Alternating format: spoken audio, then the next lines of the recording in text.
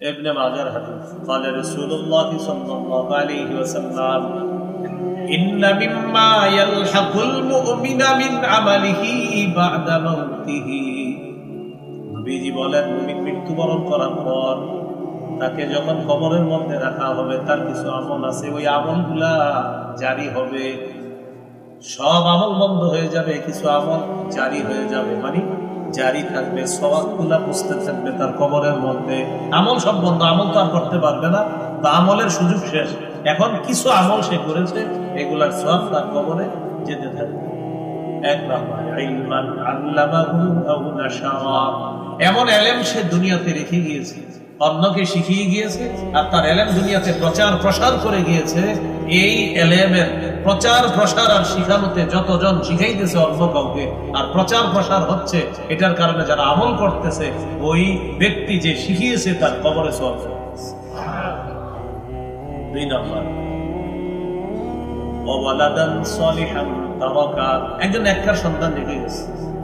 এই সন্তান বাবা মার জন্য বলে রব্বির হামহুমা কামা রাব্বায়ানি সগীরা। নেককার সন্তান ভালো ভালো কাজ করে বাবা সন্তানটাকে নেক বানানোর চেষ্টা করেছে, কবরে সওয়াব পুষতেছে। তিন নাম্বার আও মুসহাফান ওয়ারাতাহু, অথবা কোরআনের উত্তরাধিকার অন্যকে বানিয়ে গেছে। আপনাদের এলাকার মাদ্রাসার একজন হাফেজ 10 জন হাফেজে কোরআন বানিয়েছে, ওই 10 জন আরো 10 জনকে বানিয়েছে, ওই 10 জন আরো 10 জনকে এইভাবে কোরআনের উত্তরাধিকার বানিয়ে গেছে।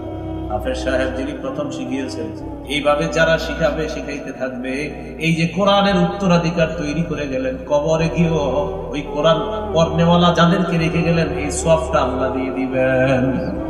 আও মুসহাফান ওয়ারাতা, কোরআনের উত্তরাধিকার অন্যকে বানিয়ে গেছে।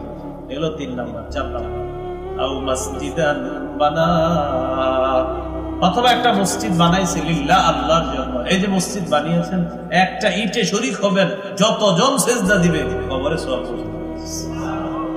5 নাম্বার আও বাইতান লিইবনিস সাবিল, অথবা মুসাফিরদের জন্য কোন মুসাফিরখানা বানাইছে। মুসাফিররা যেদিকে চলাচল করে, এটা মুসাফিরখানা বানাইছে রাস্তা, মানে এত কিছু রাখেন না, এমনি মুসাফিররা চলার সময় যেন অন্তত একটু বৈশা বিশ্রাম নিতে পারে, বিশ্রাম নিয়ে আবার যেন এখান থেকে রওনা করতে পারে, এরকম একটা মুসাফিরখানা বানিয়েছে। এই যে বেচারা একটু বসলো, বৈশা যে আরাম পাইলো, বাস আল্লাহ আপনার কবরে সওয়াব পৌঁছে দিয়েছে। 6 নম্বর আও নাহরান আজরা, অথবা পানি পান করার ব্যবস্থা করে গিয়েছেন। কয়েল টয়েল জ্বালান নাই তো আশেপাশে? কয়েল জ্বালান হয়নি তো? কয়েল জ্বালাইছে ভাই, পিছনেও কেউ কয়েল জ্বালান না, বা সিগারেট আগুন জাতীয় কিছু জ্বালান না। কিছুক্ষণের মধ্যে কিন্তু আমার হাতে কয়েল, সিগারেট, টিগারেট, আগুন, বিড়ি ইত্যাদি পরে হলে হবে, এখন না। আও নাহরান আজরা, অথবা একটা পানির কূপের ব্যবস্থা করে গেছে, অথবা মুসাফিরদের জন্য পানি পান করার ব্যবস্থা করে। অনেক মসজিদের মধ্যে মাশাআল্লাহ এখন মসজিদের বাহিরে পানি পান করার ব্যবস্থা করা হয়। এই কাজটা যারা করে, যারা এই কাজে শরীক হয়েছে, মৃত্যুর পরে আল্লাহ তাদের কবরে সওয়াব পৌঁছে দেন। 7 নাম্বার আও সাদাকাতান আখরাজাহা মিন মালিহি, অথবা সদকা, যেটা সে তার মাল থেকে বের করেছে সদকা, এই সদকা দুনিয়াতে যে সেটা করে যাবে, এটার সব আল্লাহ তার কবরে পৌঁছে দেন। কয়টা আমল বলা হলো? 7টা। 1 নম্বর ইলম প্রচার প্রসার করে গিয়েছে। 2 নাম্বার নেককার সন্তান রেখে গিয়েছে। 3 নাম্বার কোরআনের উত্তরাধিকার বানিয়ে গিয়েছে। 4 নাম্বার মসজিদ বানিয়েছে। 5 নাম্বার মুসাফিরখানা বানিয়েছে। 6 নাম্বার মুসাফিরদের জন্য, মানুষের জন্য পানি পান করার ব্যবস্থা করেছে। মুসাফির হোক, যে কোনো মানুষ হোক, তাদের জন্য পানি পানের ব্যবস্থা করেছে।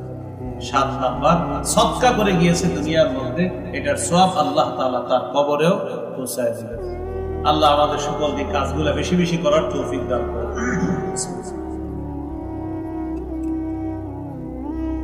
এই হলো আজকের 4 নাম্বার আলোচনা। আর আজকের সর্বশেষ আলোচনা কোরআন তেলাওয়াতের আদব। এটা খুব মন দিয়ে শুনেন। কোরআন তেলাওয়াতের 1 নম্বর আদব, আউযু বিল্লাহ বিসমিল্লাহ পড়ে কোরআন তেলাওয়াত করা। সূরা নাহলের ৯৮ নম্বর আয়াতে আল্লাহ বলেন, ফাইদা ক্বরাতাল কুরআন ফাসতাইয বিল্লাহি মিনাশ শাইতানির রাজীম। যখন আপনি কোরআন পাঠ করেন তখন আউযু বিল্লাহ পড়েন, বিতাড়িত শয়তান থেকে পানা চান, আর বিসমিল্লাহ পড়া। সূরা আলাকের ১ নম্বর আয়াতে আছে, ইকরা বিসমি রাব্বিকাল্লাযী খালাক। আপনি পড়েন আপনার প্রভুর নামে যিনি আপনাকে সৃষ্টি করেছেন। তাহলে কোরআন তেলাওয়াতের ১ নম্বর আদব আউযু বিল্লাহ বিসমিল্লাহ পড়ে কোরআন তেলাওয়াত করা। কোরআন তেলাওয়াতের ২ নম্বর আদব ধীরস্থির ভাবে কোরআন পড়া। সূরা মুজাম্মিলের ৪ নম্বর আয়াতে আল্লাহ বলেন, ওয়ারাত্তিলিল কুরআনা তারতিলা। আপনি ধীরে ধীরে কোরআন পড়েন। তারাবি খতম তারাবি হোক, সূরা তারাবি হোক, ধীরে ধীরে কোরআন পড়া, একদম আস্তে ধীরে কোরআন পড়তে হবে, যারা মুসল্লিরা মোটামুটি বুঝে। বুলেটের গতিতে কোরআন পড়া যাবে না, ধীরে ধীরে কোরআন পড়া। ২০ রাকাত তারাবি পড়বেন, সাহাবায়ে কেরামের ঐক্যমত এটার উপর। রাতের প্রথম অংশে ২০ রাকাত তারাবি পড়বেন, সাহরির সময় উঠে ৮ রাকাত তাহাজ্জুদ পড়বেন। এটা রাসূল সাল্লাল্লাহু আলাইহি সাল্লামের ১২ মাসের আমল। আপনি প্রতিদিন ৮ রাকাত তাহাজ্জুদ পড়তে পারেন, রমজানেও চাইলে আপনি পড়তে পারেন। বাকি তারাবিতে তাহাজ্জুদে যে তেলাওয়াত করবেন সেটা ধীরে ধীরে তেলাওয়াত করেন। আল্লাহ তৌফিক দান করেন। ৩ নাম্বার আদব, কোরআন তেলাওয়াত করতে করতে কিছু আয়াতের মধ্যে আযাব সম্পর্কিত আয়াত আছে। এই আয়াত ২-৩ বার দোহরায়া পড়া, এটাও কোরআনের আদব। ইবনে মাজাহ ১৩৫০ নম্বর হাদিস।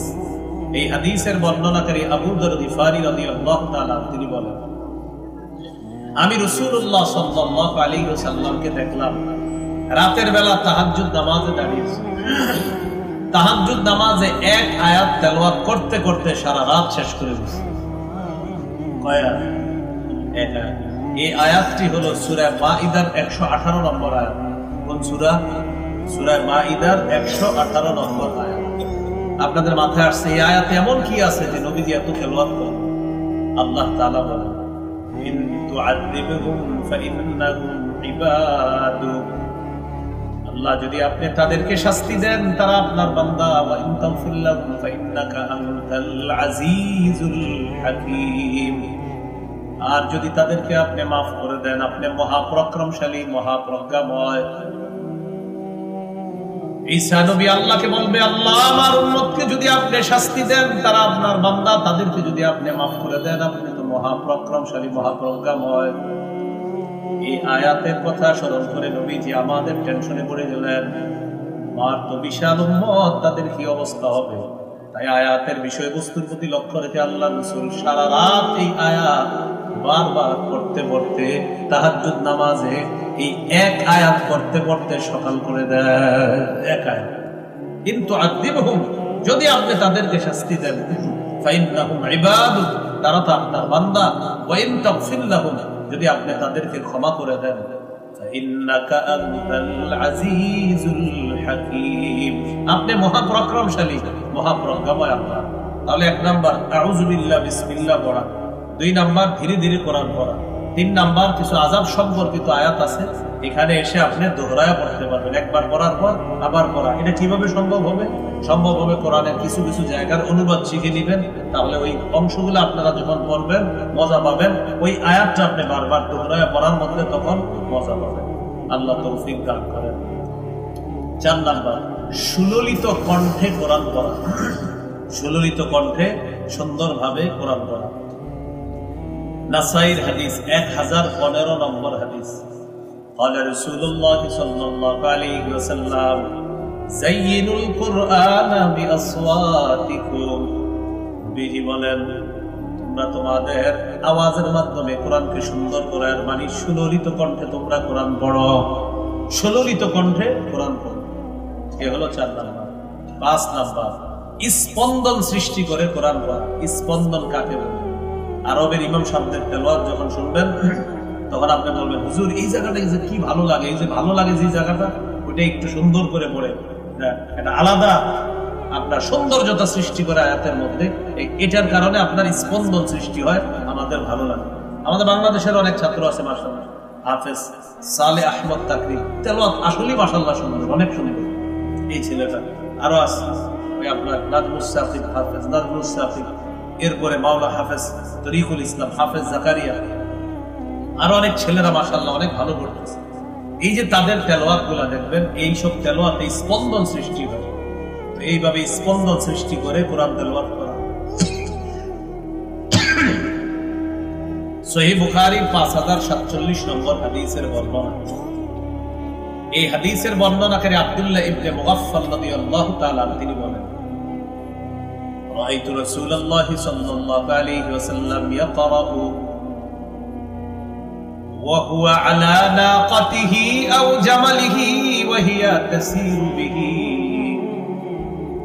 রাআইতুহু ইয়াকরাউ সূরাতাল ফাতহি ওয়া হুয়া ইউরাজ্জিউ। নবীজিকে দেখলাম, নবী উটের উপর বসা, উট নবীকে নিয়ে চলতেছে, নবীকে নিয়ে উট চলতেছে। ওই মুহূর্তে দেখলাম আল্লাহর নবী 26 নম্বর পারার 10 নম্বর পৃষ্ঠায় একটা সূরা আছে, সূরাতুল ফাতহি। এই সূরাটা আল্লাহর নবী তেলাওয়াত করতেছেন।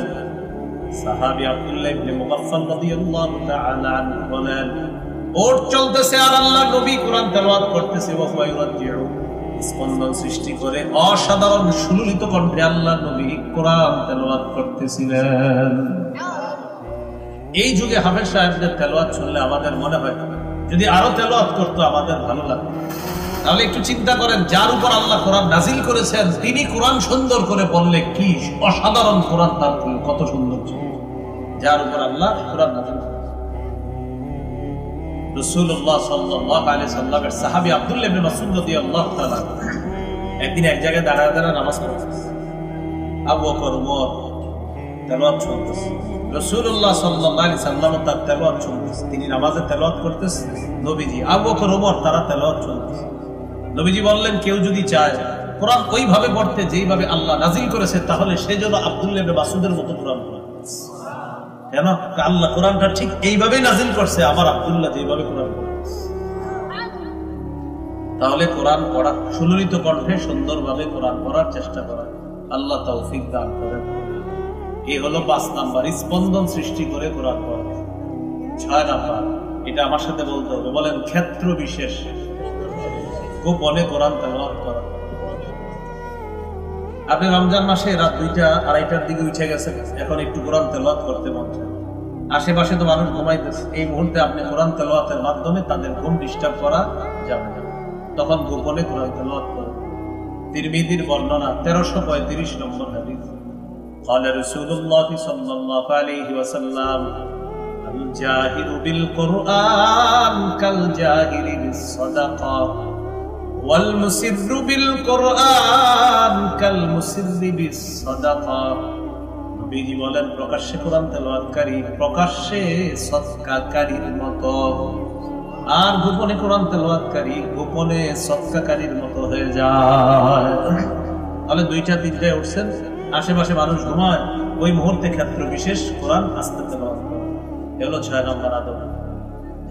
7 নম্বর, মসজিদে গেছেন, যাওয়ার পর বসে আছেন। সাধারণত রমজান মাসে অনেকে একটু আগে আগে মসজিদে চলে যায়, জোহরের আগে আসরের আগে গিয়ে বসে থাকে, কোরআন পড়ে, কেউ তাসবিহ পড়ে, সুবহানাল্লাহ পড়ে, আলহামদুলিল্লাহ পড়ে।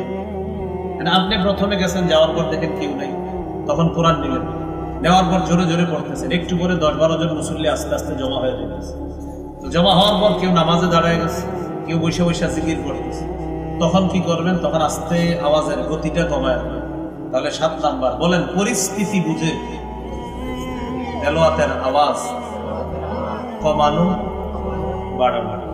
তাহলে পরিস্থিতি বুঝে তেলাওয়াতের আওয়াজ কমানো বাড়ানো। মুসনাদ আহমদের হাদিস।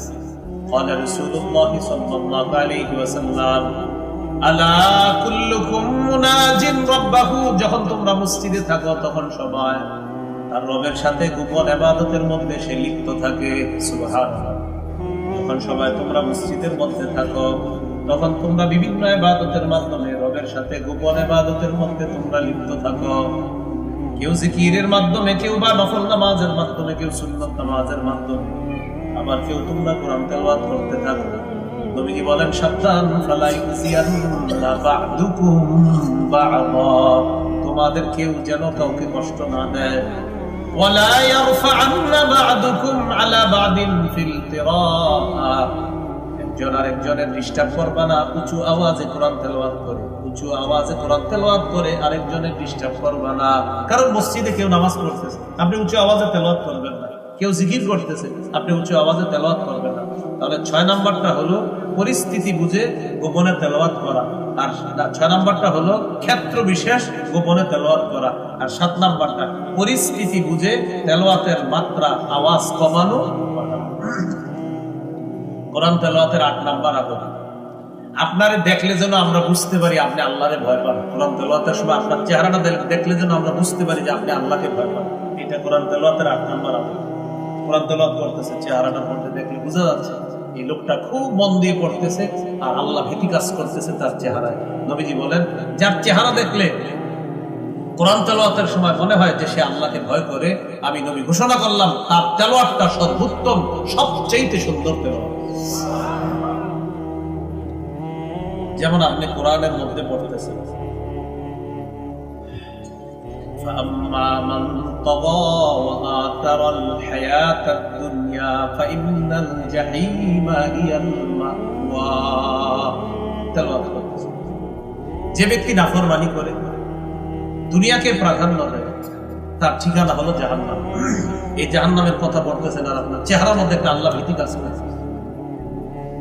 وأما من خفت موازينه فأمه هاوية। যার আমলের পাল্লা হালকা হয়ে যাবে তার ঠিকানা হলো হাওিয়া। ওয়ামা আদরাকা মা হিয়া। নবী আপনি জানেন হাওিয়া কি জিনিস? নার হামিয়া, উত্তপ্ত আগুন, জ্বলন্ত আগুন, যে আগুন সবকিছুকে জ্বালিয়ে পুড়িয়ে ভস্ম করে দিবে, ছাই করে দিবে, এটা হলো সেই হাওিয়া। এটা আগুন, তার ঠিকানা হলো হাওিয়া। নবী জানেন হাওিয়া কি জিনিস? হাওিয়া হলো উত্তপ্ত আগুন, গরম আগুন। এখন এটা আপনি পড়ছেন, পড়ার সময় আপনার চেহারা কি হয়ে গেছে? আল্লাহ ভীতি কাজ করছে। ওই যে সূরা হুমাযার মধ্যে আছে, আল্লাতী তাত্তালিউ আলাল আফইদা। এমন আগুন, যে আগুন একদম অন্তরকে পর্যন্ত নাড়ায়া দিবে। এগুলো আপনি পড়ছেন, পড়ার সময় আপনার চেহারার মধ্যে একটা আল্লাহ ভীতি কাজ করছে। ইবনে মাজাহ 1339 নম্বর হাদিস।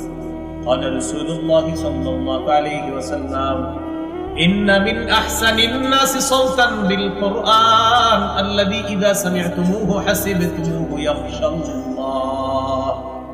রাসূলুল্লাহ সাল্লাল্লাহু আলাইহি ওয়াসাল্লাম বলেন, সবচেয়ে সুন্দর তেলাওয়াত ওই তেলাওয়াত যে তেলাওয়াত তোমরা শোনার পর তোমাদের মনে হয় লোকটা আল্লাহকে ভয় করে। যে তেলাওয়াত তোমরা শোনার পর তোমাদের মনে হয় যে লোকটা আল্লাহকে ভয় করে, আমি নবী তার তেলাওয়াতটাকে সর্বোত্তম, সবচেয়ে সুললিত কণ্ঠের, শ্রেষ্ঠ কণ্ঠের তেলাওয়াত বলে ঘোষণা করি। যে ব্যক্তি তেলাওয়াত করলে বোঝা যায় আল্লাহকে ভয়। ইমাম সাহেব যখন নামাজের মধ্যে তেলাওয়াত করে, কিছু কিছু আয়াতের মধ্যে দেখবেন ইমাম সাহেবের কণ্ঠ বসে আসতেছে। আর যদি ইমাম সাহেব যিনি হয়, তিনি যদি শুধু হাফেজ না হয়ে মাওলানা মুফতি মুহাদ্দিস হয়, তাহলে তিনি কোরআন বুঝে বুঝে পড়বে। আবার আপনাদের হাফেজ সাহেব যিনি নামাজ পড়াবে, অথবা ইমাম সাহেব যিনি সূরা তারাবি পড়াবে, অথবা হাফেজ সাহেব যিনি খতম তারাবি পড়ায়, তিনি যদি হাফেজের পাশাপাশি মাওলানা মুফতি হয়, তাহলে দেখবেন কিছু কিছু আয়াতের মধ্যে এসে তার কণ্ঠটা যেন বসে বসে যাচ্ছে। এর মানে কণ্ঠ কেমন জানি ধরে আসতেছে, ভয় পাইতেছে। যেমন সূরা আর-রহমানের এক জায়গায় পড়তেছে, ইউরাফুল মুজরিমুনা বিসীমাহুম। অপরাধীদেরকে ধরা হবে তাদের আলামত দেখে। এটা পড়ার সময় ইমাম সাহেবের কণ্ঠ ধরে আসতেছে। সূরা ইয়াসিনের মধ্যে বলে, আল-ইয়াউমা নাখতিমু আলা আফওয়াহিহিম। আজ আমি তাদের মুখের মধ্যে মোহর মেরে দিব। ওয়া তুকাল্লিমুনা আইদিহিম। তাদের হাত কথা বলবে। ওয়া তাশহাদু আরজুলুহুম বিমা কানু ইয়াকসিবুন। তাদের কৃতকর্মের ব্যাপারে সাক্ষী দিবে তাদের পা। পড়তেছে, ওনার গলা ধরে আসতেছে, ওই যে বুঝতেছে, অনুবাদগুলা বুঝতেছে, গলা ধরে আসতেছে।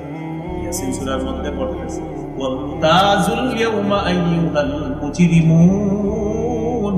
কিয়ামতের ময়দানে আল্লাহ বলবেন, ও অপরাধীরা, তোরা আগে থেকে আলাদা হয়ে যা, যা। এইগুলা পড়ার সময় কণ্ঠ ধরে আসে। এর মানে বোঝা যাইতেছে তিনি আল্লাহকে ভয় করে। তো নবীজি বলেন, যার তেলাওয়াত শুনলে তোমাদের মনে হবে তিনি আল্লাহকে ভয় করে, তাহলে তার তেলাওয়াতটাকে আমি নবী সবচাইতে সুন্দর তেলাওয়াত বলে ঘোষণা করি। বুঝে আসছেন কথা? তাহলে 8 নাম্বার, তেলাওয়াত করার সময় যেন মনে হয় আপনার ভিতরে আল্লাহ ভীতি কাজ করছে। 9 নাম্বার, তেলাওয়াত করতে করতে কিছু আযাবের কথা আসবে, তখন আপনি ওই পৃষ্ঠাটা পড়া শেষ করার পর আযাবের কথাটা বারবার পড়েন, আয়াতটা বারবার পড়েন, কোরআনটা বন্ধ করেন, কিছুক্ষণ আল্লাহর কাছে দোয়া করেন, আল্লাহুম্মা ইন্নী আউযু বিকা মিন আযাবিল কবরি ওয়া আউযু বিকা মিন জাহান্নাম অথবা আউযু বিকা মিনান নার ওয়া আউযু বিকা মিন ফিতনাতিল মাহইয়া ওয়া ফিতনাতিল মামাত। এরকম আপনি দোয়া করেন, মানে আযাবের কথা আসলে আপনি আযাব থেকে পানা চাইবেন। হাদিসের মধ্যে আসছে কানান নবী সাল্লাল্লাহু আলাইহি ওয়াসাল্লাম ইযা মাররা বিআয়াতিন ফিহা আযাবুন দাআউ ওয়া দা। নবীজি যখন কোন আয়াত তেলাওয়াত করতেন ওই আয়াতের মধ্যে যদি আযাবের কথা থাকতো তাআওয়াদা, সাথে সাথে আল্লাহর কাছে আশ্রয় চাইতেন, আল্লাহ আমি পানা চাই, এই আযাব থেকে আমি আপনার কাছে পানা চাই। আর যদি আয়াতের মধ্যে তানযীহুন লিল্লাহ, আল্লাহর পুত পবিত্রতার কথা থাকতো, তখন নবীজি তাসবিহ পাঠ করতেন, সুবহানাল্লাহ সুবহানাল্লাহ সুবহানাল্লাহ, মানে আল্লাহর পবিত্রতার কথা আছে, তখন নবী কিছুক্ষণ আল্লাহর পবিত্রতা বর্ণনা করতেন। যেমন কোরআন পড়তে পড়তে আপনি বলতেন ইয়া আইয়ুহাল্লাযীনা আমানু যিকুরুল্লাহা যিকরান কাসীরা ওয়াসাব্বিহুহু বুকরাতাও ওয়া আসীলা। হে ঈমানদারগণ, তোমরা বেশি বেশি আল্লাহর জিকির করো আর সকাল সন্ধ্যায় তোমরা তাসবিহ পাঠ করো। তখন আপনি কি করলেন? কিছুক্ষণ তাসবিহ করে দিলেন, সুবহানাল্লাহ সুবহানাল্লাহ। এটা নামাজে কিন্তু করেন না, হ্যাঁ, তাসবিহ আবার নামাজে পড়া শুরু করে দিয়ে, এটা নামাজের বাহিরের তেলাওয়াত যখন করবেন, তাহলে হলো কোরআন তেলাওয়াতের 9 নাম্বার আদব। হ্যাঁ, আযাব আসলে আল্লাহর কাছে আযাব থেকে বানা চাইবেন, আর যদি এটার মধ্যে আল্লাহর পবিত্রতার কথা থাকে কিছুক্ষণ পবিত্রতা বর্ণনা করবেন। 10 নাম্বার, 1 আলিফ যেটা টান আছে 1 আলিফ টানবেন, 3 আলিফ টান টানবেন, 4 আলিফ টান টেনে পড়বেন। সহিহ বুখারীর বর্ণনা 5046 নম্বর হাদিস। সুইলা আনাস ইবনে মালিক রাদিয়াল্লাহু তাআলা আন কাইফা কানাত কিরাআতুন নবী সাল্লাল্লাহু আলাইহি ওয়াসাল্লাম। আনাস রাদিয়াল্লাহু তাআলা আনহু জিজ্ঞাসা করা হলো নবীর কিরাত কেমন ছিল? জবাব দিলেন কানাত মাদ্দান, নবী টেনে টেনে পড়তেন। কিভাবে পড়তেন? টেনে টেনে। এরপরে তিনি প্র্যাকটিক্যাল দেখাই দিয়েছে কিভাবে পড়তেন, চলেন আমরাও পড়ি। তখন তিনি হযরত আনাস বললেন বিসমিল্লাহির রহমানির রহিম। পড়ি সবাই। লফজে আল্লাহ 1 আলিফ টান, আর রহমান 1 আলিফ টান, আর রহিম 1 আলিফ টান। তাহলে আবার বিসমিল্লাহির রহমানির রহিম। এবার তিনি বলতেছেন বিসমিল্লাহ, তিনি বিসমিল্লাহ 1 আলিফ টেনে বললেন, ওয়ায়ামুদ্দু বির রহমান, রহমান 1 আলিফ টেনে বললেন, ওয়ায়ামুদ্দু বির রহিম, রহিম 1 আলিফ টেনে বললেন। তিনি এভাবে পড়ে শিখিয়ে দিয়েছেন, নবী এইভাবে টেনে টেনে পড়াবেন। ইয়ামুদ্দু বিসমিল্লাহ, বিসমিল্লাহতে নবী 1 আলিফ টান দিতেন। ওয়ায়ামুদ্দু বির রহমান, রহমানে নবী 1 আলিফ টান দিতেন।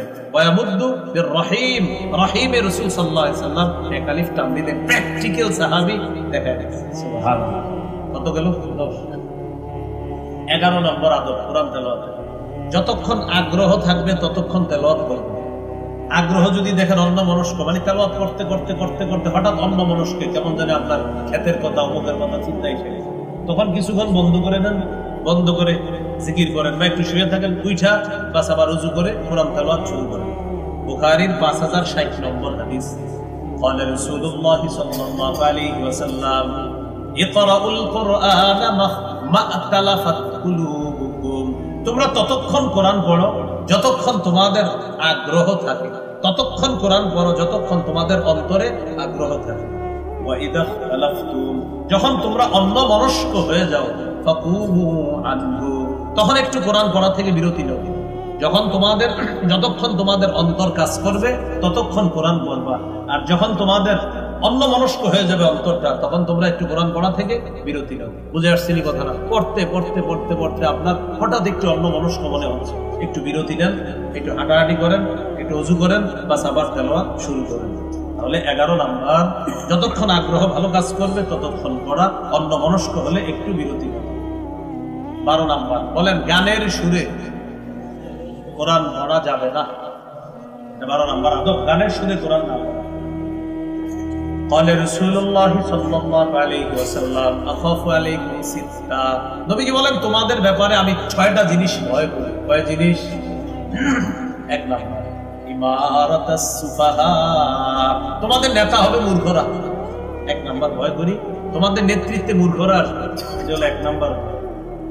দুই নাম্বার সাফাকাত দাম, রক্তপাত ঘটাবে, রক্তপাত ঘটাবে।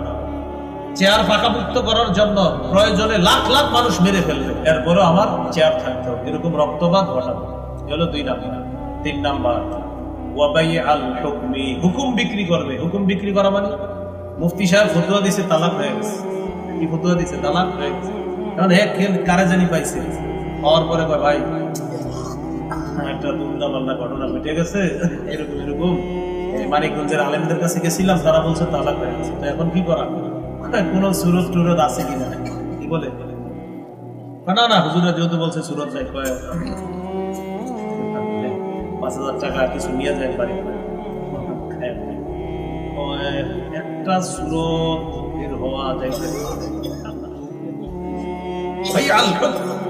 হারামকে হালাল বানানো তারা একটু আগে ছিল হারাম, উনিও মানছে হারাম। যে আপনার বলছে যে আসলে স্ত্রী তো অনেক সুন্দর, কি করা? বলতেছে একটা সুরজ দেখে আসে, আপনি রাগের তালাক দিয়েছিলেন। এখন প্রশ্ন করি, আচ্ছা রাগ সারা তালাক কে দেবে? কেউ কি আপনার খাইসা তালাক দেন, রাগ হয়ে দেয়? কি সুন্দর কথা ভাই। ভাই আল হুকমি, নবীজি বলেন হুকুম বিক্রি করবে মানুষ, হালালকে হারাম বানায় ফেলবে, হারামকে হালাল বানাবে। 4 নাম্বার ওয়াকাতিয়াতার রহিম, রক্তের সম্পর্ক ছিন্ন করবে। আপন জনকে না চেনার ভান করবে, যদি আমার কাছে কিছু চায় এই জন্য না চেনার ভান করবে। ওয়াকাতিয়াতার রহিম, রক্তের সম্পর্ক ছিন্ন করবে। আপন বোনের ফোনটা পর্যন্ত রিসিভ করবে না যদি কিছু চায়। 5 নাম্বার ওয়ানাশওয়ান ইয়াত্তাখিযুনাল কুরআনা মাজামিরা, যুবকরা গানের সুরে কোরআন পড়বে, এই আশঙ্কা আমার হচ্ছে। যুবকরা গানের সুরে কোরআন পড়বে, এই আশঙ্কা আমার হচ্ছে। নবীজি বলতেছেন যুবকরা গানের সুরে কোরআন পড়বে, এটা 5 নাম্বার আশঙ্কা নয়। 6 নাম্বার ওয়াকাথরাতাশ শুরাত, পুলিশ বাহিনী বাড়বে, পুলিশ বাহিনী বাড়বে। মুহাদ্দিসিনে কেরাম এটার ব্যাখ্যা লেখছে, জালেম শাসক তার ক্ষমতা পাকামুক্ত করার জন্য জনগণের যেহেতু সে কাছে যেতে পারবে না, তাই পুলিশের মাধ্যমে জনগণের রোষ, জনগণের রোষানলকে সে দমন করবে পুলিশ বাহিনীর মাধ্যমে। এই জন্য ক্ষমতা পাকামুক্ত করার জন্য নবী বলেন ওয়াকাথরাতাশ শুরাত, পুলিশ বাহিনী বাড়বে। কেন বাড়বে? যে কারণ সে জনগণের সাথে ভালো সম্পর্ক থাকবে না, তাই সে এমন কিছু বাহিনী বাড়াবে যাতে তার ক্ষমতা পাকামুক্ত করা যায়। এটা নবীজি বললেন। এই 6টা আশঙ্কা আমি করছি। এর মধ্যে 5 নাম্বারটা হলো যুবকরা গানের সুরে কোরআন পড়বে। তাহলে কি শিখলাম? 12 নাম্বার আদব, গানের সুরে কোরআন না পড়া। হ্যাঁ, গানের সুরে কোরআন না পড়া। 13 নাম্বার কোরআন পড়তে পড়তে সিজদার আয়াত আইসা গেলে সিজদা দিবেন। সহিহ মুসলিমের বর্ণনা, ইদা ক্বারা ইবনু আদম আস-সাজদাতা ফাসাজাদা ইয়াতাজালা আশ-শাইতান ইয়াবকি, আদম সন্তান যখন সিজদার আয়াত তেলাওয়াত করে সিজদা দেয়, ইবলিস কান্না করতে করতে পালায়, কান্না করতে করতে পালায়।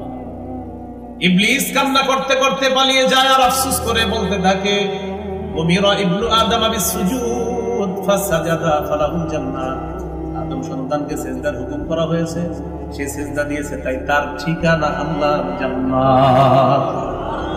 এবার কি কয় দেখেন, ওয়া উমিরতু বিস-সুজুদ ফাআবাইতু ফালিয়ান্নার, আমাকেও হুকুম করা হয়েছে সিজদা করার জন্য, আমি সিজদা করি নাই, তাই আমার ঠিকানা জাহান্নাম। আবার বুঝে যে ঠিকানা জাহান্নাম। কি বলতেছে দেখেন, আমাকে সিজদা করতে আদেশ করা হয়েছিল, আমি করি নাই, আমার ঠিকানা জাহান্নাম। আদম সন্তানকে সিজদা করতে বলা হয়, কি সুন্দর। ও মাত্র কোরআনের সিজদার আয়াতটা পড়ছে, সিজদা দিয়ে দিয়েছে, অথচ আমারে বলছে কিন্তু আমি সিজদা দেই নাই। আর আদম সন্তান এই ক্ষণে ক্ষণে তারা জান্নাত ওয়াজিব করতেছে। সুবহানাল্লাহ। মনে থাকবেন ইনশাআল্লাহ। এই হলো আপনার 13টা আদব। 14 নাম্বার একটা গুরুত্বপূর্ণ কথা, রাতের বেলা একটু কোরআন পড়ার চেষ্টা করবেন। কোন সময়? রাতের বেলা একটু করে, দিনের বেলা তো পড়বেনি, রাতেও একটা একান্তে আস্তে আস্তে, কাউরে জানানোর দরকার নাই, আপনি একটু পড়বেন। কি হবে জানেন? আপনার বাড়ির উপরে আসমান থেকে প্রশান্তি আসবে। বুখারীর 5011 নম্বর হাদিস, কানা রাজুলুন ইয়াকরাউ সূরাতাল কাহফি, এক ব্যক্তি সূরা কাহফ তেলাওয়াত করতেছে। ওয়া ইলা জানিবিহি হিসানুন মারবুতুন বিশাতাদাইন, তার পাশে তার ঘোড়াটা বাঁধা ছিল দুইটা রশি দিয়ে, যিনি তেলাওয়াত করতেছেন।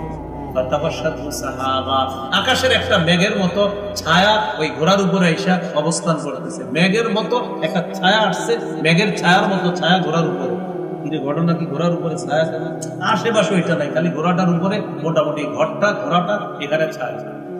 সাহাবী কোরআন তেলাওয়াত যত করে ওই ছায়া আরো ঘোড়ার দিকে আরো নামে। ফাজাআলা ফারাসুহু ইয়ানফিরু, তার ঘোড়া খালি লাফায়। উনি তেলাওয়াত বন্ধ করে দিলেন, কারণ ঘোড়া যে পরিমাণ লাফাইতেছে তাই তেলাওয়াত বন্ধ করে দিলেন। তেলাওয়াত বন্ধ করার পর নবীজির কাছে পরের দিন গেলেন, হুজুর এরকম ঘটনা দেখছি। নবীজি বললেন, তিলকা সাকিনাতু তানাজ্জালাত বিল কুরআন, এটা সাকিনা, এটা প্রশান্তি, তুমি কোরআন পড়ার কারণে এটা তোমার ঘরের উপর ঘোড়ার উপর নাজিল হয়েছে। অন্য সময় আল্লাহ নাজিল করেন কিন্তু এটা দেখা যায় না, গত রাতে আল্লাহ সরাসরি তোমাকে দেখানোর ব্যবস্থা। তাহলে রাতে কোরআন পড়বো তো ইনশাআল্লাহ। এই হলো মোট 5টি আলোচনা আমরা জানলাম। প্রথমে জানলাম মৌলিক 8টা নাম, এরপরে 17টা সিফাতি নাম, 25টা জানলাম। এরপর কোরআন তেলাওয়াত সম্পর্কে জানলাম 9টি কথা। 25 আর 9 কত? 34। এরপরে জানলাম কোরআন শিখানো সম্পর্কে 2টা কথা, 34 আর 2 কত? এরপরে আদব জানলাম 13টা, 36 আর 13 কত? 49টা কথা আমরা জানলাম। খুব সুন্দরভাবে আমরা কথাগুলো মনে রাখার যতটুকু মনে, আমি আশা করি আপনারা সিরিয়াল মনে না রাখলেও কথাগুলো কিন্তু মনে রাখার মতো কথা। এরকম কোনো কথা বলা হয়নি যেটা আপনি জানেন না, মানে আপনার জানা বিষয়গুলো স্মরণ করায় দেওয়া হয়েছে। আচ্ছা, আউযুবিল্লাহ তো সবাই জানেন, তো বলা হয়েছে আউযুবিল্লাহ পড়া, বিসমিল্লাহ পড়া, এইটা তো জানি আমরা। এরপর আযাব সম্পর্কিত আয়াতের মধ্যে দেখলেই তো জাহিম, নার, জাহান্নাম দেখলেই বুঝবেন যে এটা আযাবের কথা আছে। এই বিষয়গুলো বলা হয়। আমরা এইভাবে ইনশাআল্লাহ এই রমজানটাকে কোরআনময় রমজান বানাবো, বলেন ইনশাআল্লাহ। রমজানের সাথে সাথে আবার কোরআনটাকে আমরা গিলাপ বেঁধে রেখে দিব, আবার 1 বছর ধরবো না, এরপরে আবার কি বলেন, এরকম বিষয়টা নাকি প্রতিনিয়ত ইনশাআল্লাহ আমরা প্রতিনিয়ত কোরআন তেলাওয়াত করার চেষ্টা করবো। আল্লাহ তৌফিক।